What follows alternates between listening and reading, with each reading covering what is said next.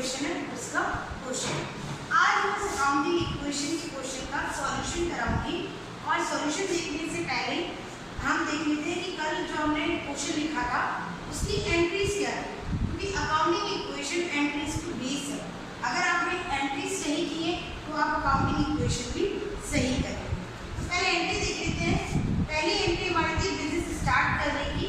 तो business start करने की entry cash from capital 2 lakh amount था, हमने 2 लाख डेबिट और क्रेडिट में लिख दिया। उसी तरीके से नेक्स्ट एंट्री थी परचेज, हमने कैश में माल खरीदा था, उसकी एंट्री थी purchase account debit to cash 40,000 आपका अमाउंट था और एंट्री हमने 40,000 से की। नेक्स्ट जो एंट्री थी वो आपकी थी भानु को आपने माल बेचा है 10,000 का माल आपने 12,000 में बेचा है। यस, माल की कॉस्ट कितनी है, आपके यहाँ से गया कितने का माल 10,000 का, और जो 2,000 है वो क्या है आपका प्रॉफिट। और मैंने आपको नॉमिनल अकाउंट के रूल में बताया था कि नॉमिनल अकाउंट क्या कहता है, expense debit, loss debit, income और प्रॉफिट क्रेडिट। इसके लिए 2,000 का जो प्रॉफिट है वो मैंने क्या किया है क्रेडिट। चूंकि हमने भानु को माल बेचा है तो भानु यहाँ पे क्या है, पाने वाला कौन है, भानु। तो Bhanu account debit to sales to profit, और एंट्री आपकी हो जाएगी भानु पूरे 12,000 रुपये देगा, 10,000 का हमारा माल है और 2,000 का हमारा प्रॉफिट है।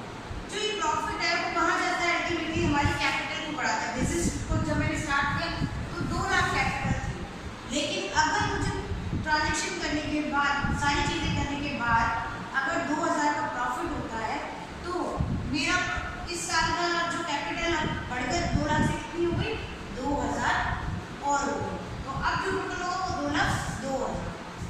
अब आते हैं हम हमारी अकाउंटिंग इक्वेशन पे। अकाउंटिंग इक्वेशन क्या कहते हैं, assets equals to capital plus liabilities. Yes, अब असेट्स में हम देखते हैं कि क्या क्या आता है। इस क्वेश्चन में देखिए कि आपके यहाँ पे असेट्स में क्या क्या है।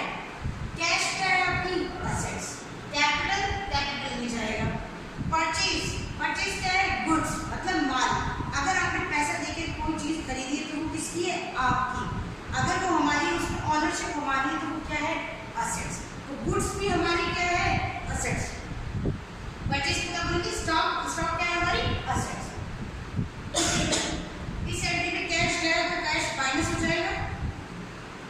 नेक्स्ट है भानु को अगर मैंने माल बेचा है, बेटा अगर कैश में, अगर मैंने नगद बेचा होता तो कैश आता, लेकिन नगद में मैंने नहीं बेचा, हमने उधार में बेचा तो वो हमारा क्या है डेटर।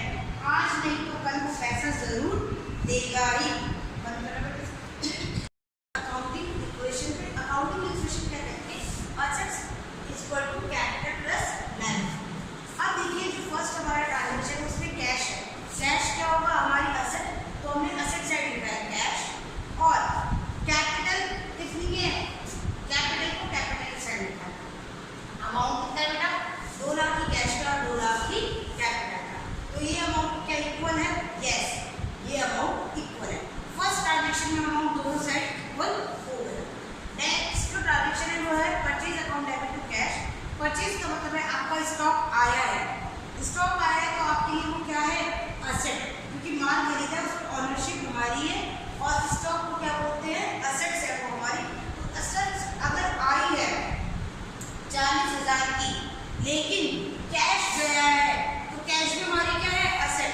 तो मैं माइनस 40,000 तो कैश के लिए करूंगी और प्लस 40,000 में किसके लिए करूंगी, स्टॉक आने के लिए। तो अब इस अकाउंटिंग इफेक्ट पे माइनस और प्लस का कोई इफेक्ट नहीं पड़ेगा, इसलिए जो बैलेंस बचेगा वो कितना बचेगा, टोटल अभी भी कितना आएगा 2 लाख। ठीक है, समझ में आया कि 2 लाख डेबिट असेट साइड ही है और 2 लाख कैपिटल साइड। नेक्स्ट फिर जो थर्ड ट्रांजेक्शन है वो है भानु को हमने माल बेचा है। भानु क्या है हमारा डेटर, क्योंकि मैंने बताया था अगर किसको उधार माल बेचे तो उसे क्या कहते हैं डेटर। डेटर है भानु, तो डेटर हमें क्या करेगा, माल देगा और पैसा देगा बाद में, तो वो हमारी क्या है असेट। इसलिए डेटर को भी मैंने असेट साइड क्या किया है ऐड किया है। डेटर आया है हमारे पास इसलिए हमने उसको 12,000 को ऐड किया, लेकिन जब 12,000 को ऐड किया है तो सेल्स क्या है अपने वाली सिचुएशन में गुड चला गया है, माइनस हो गया है। ठीक है, स्टॉक गया तो मैंने उस स्टॉक के लिए सेल्स, परचेज के टाइम में स्टॉक आया था और सेल्स के टाइम में वो स्टॉक चला गया तो उसे मैंने माइनस कर। अब आती है बात प्रॉफिट। मैंने आपको बताया कि प्रॉफिट अल्टीमेटली आपकी किस 2000 का